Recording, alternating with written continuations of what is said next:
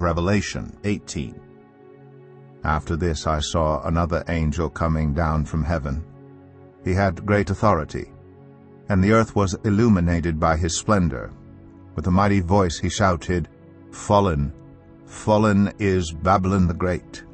She has become a dwelling for demons, and a haunt for every impure spirit, a haunt for every unclean bird, a haunt for every unclean and detestable animal.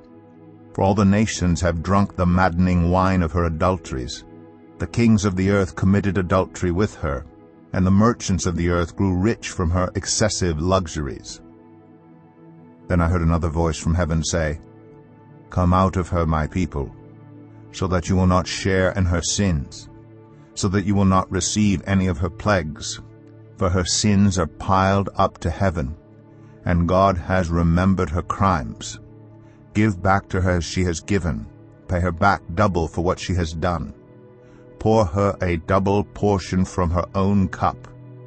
Give her as much torment and grief as the glory and luxury she gave herself. In her heart she boasts, 'I sit enthroned as queen. I am not a widow. I will never mourn.' Therefore in one day her plagues will overtake her, death, mourning, and famine. She will be consumed by fire, for mighty is the Lord God who judges her. When the kings of the earth who committed adultery with her and shared her luxury see the smoke of her burning, they will weep and mourn over her. Terrified at her torment, they will stand far off and cry, 'Woe, woe to you, great city, you mighty city of Babylon! In 1 hour your doom has come.'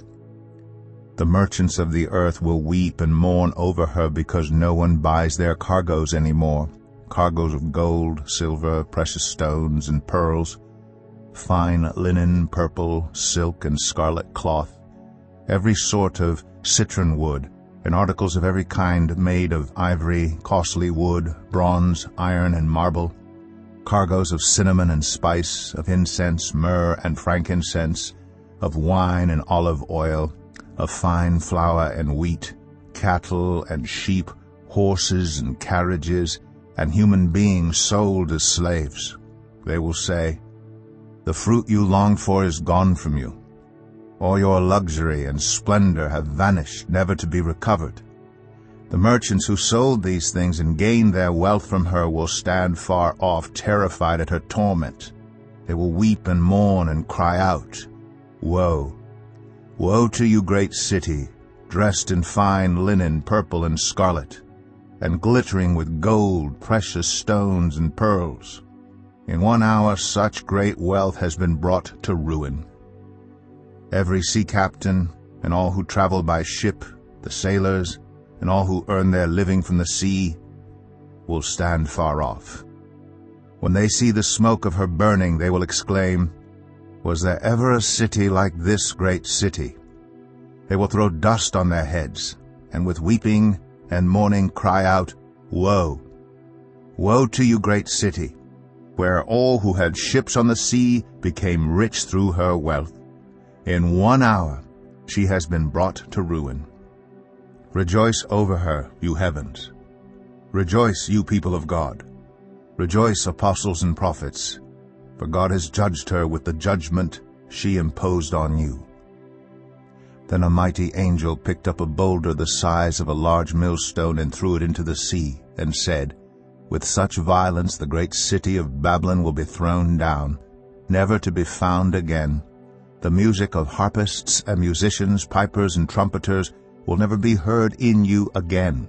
No worker of any trade will ever be found in you again. The sound of a millstone will never be heard in you again. The light of a lamp will never shine in you again. The voice of bridegroom and bride will never be heard in you again. Your merchants were the world's important people. By your magic spell all the nations were led astray. In her was found the blood of prophets and of God's holy people, of all who have been slaughtered on the earth."